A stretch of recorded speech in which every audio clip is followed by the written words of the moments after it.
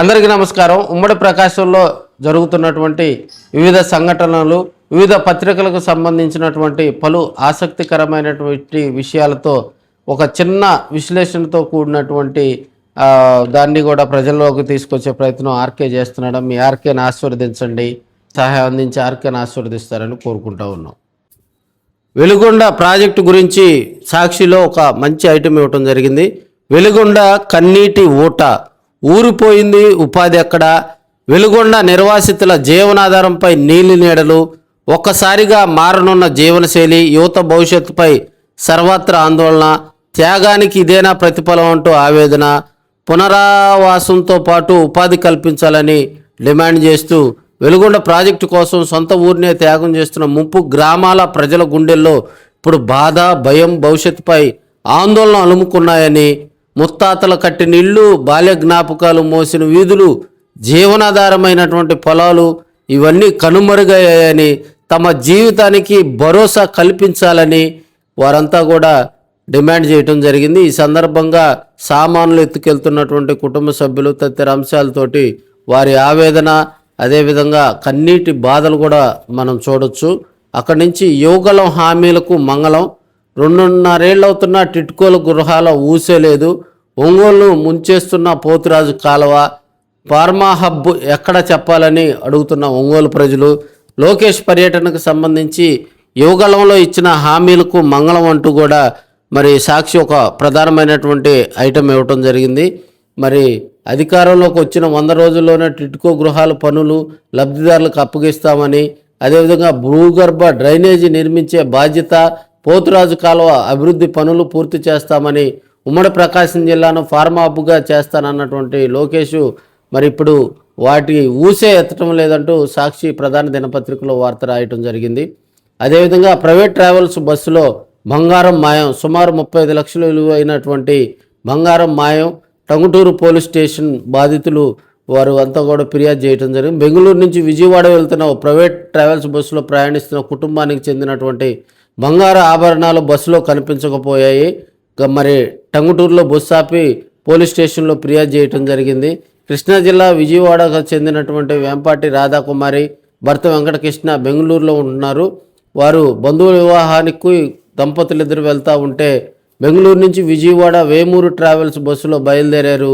మార్గ మధ్యంలో నెల్లూరు జిల్లా రాజుపాలెం సమీపంలో కామాక్షి హోటల్ వద్ద మరి వారంతా కూడా బయటకు రావటం జరిగింది యూరినల్స్కి. అందులో పర్సు, ఆమె ఆ సమయంలో రాధా తన పర్సు చూసుకోగా అందులో ఉండాల్సిన బంగారు ఆభరణాలు కనిపించలేదంటూ వారంతా బారున విలపించటం జరిగింది.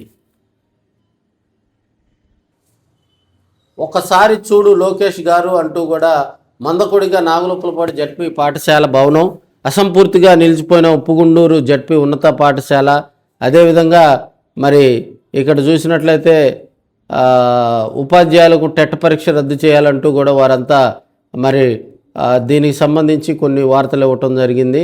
అదేవిధంగా చంద్రబాబు పాలనలో ముస్లింలపై వివక్ష కొనసాగుతుందంటూ కూడా ఈరోజు వార్త ప్రచురించడం జరిగింది. రావణ్ క్యాంపస్ని ఇచ్చి దొంగచాటుగా ఫర్నిచర్ తరలింపు తదితర అంశాలు. మరి రావణ్ IIIT క్యాంపస్ కూటమి ప్రభుత్వం ఎత్తేసింది. ఇక్కడ చదువుతున్న విద్యార్థులు నూజివీడు, ఎడుపులపాయ, SSN కాలేజ్ క్యాంపస్లకు తరలించింది. దానికి సంబంధించినటువంటి తాళాలు వేసి మరి అక్కడ ఫర్నిచర్ అంతా కూడా దొంగిలిస్తున్నారంటూ కూడా ఒక మంచి ఐటమ్ ఇవ్వటం జరిగింది.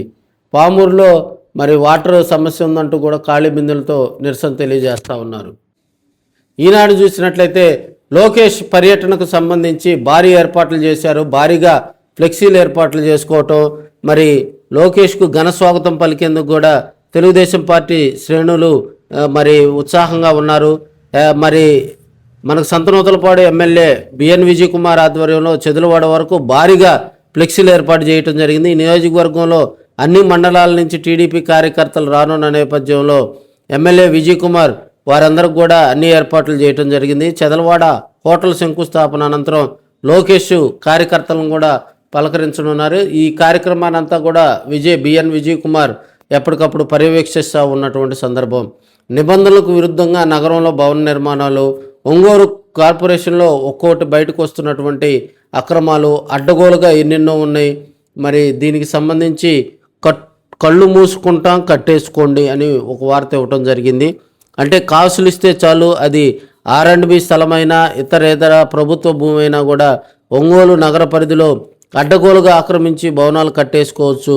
కాస్త బంధం ఎక్కువ ఇస్తే చాలు, మరి అనుమతులు కూడా అదనపు అనుమతులు కూడా ఇస్తారంటూ కూడా వార్త ఇవ్వటం జరిగింది. ఎర్రగొండపాలెంలో మరి జిల్లా ముఖ చిత్రం మారనుంది. ఎర్రగొండపాలెంలో ట్రాక్టర్లతో భారీగా వారంతా కూడా ర్యాలీ నిర్వహించడం జరిగింది. అదేవిధంగా వెలుగొండకు వెలుగులు చంద్రన్న ఘనత అని చెప్పి ఒంగోలు దాహర్తి తీరేదెలా, మరి తాగునీటి పథకం విస్తరణ ఎప్పుడు అంటూ కూడా ఇవ్వటం జరిగింది. అదేవిధంగా మరి దీనికి సంబంధించి లాటరీ ఎప్పుడు తీస్తారు, పరికరాల కోసం కర్షకులు ఎదురుచూపులు, యాంత్రీకరణ పథకానికి దరఖాస్తులు. అంటే రైతులు యాంత్రీకరణ పథకాలకు కూడా భారీగా దరఖాస్తులు చేసుకోవటం జరిగింది. అయితే ఇప్పటి వరకు కూడా దానికి సంబంధించి దరఖాస్తులు ఇంకా మొదలు కాలేదని కూడా చెప్పుకోవచ్చు. ఇదండి ఈరోజు ఈనాడు సాక్షి దినపత్రికలో ప్రధాన అంశాలు.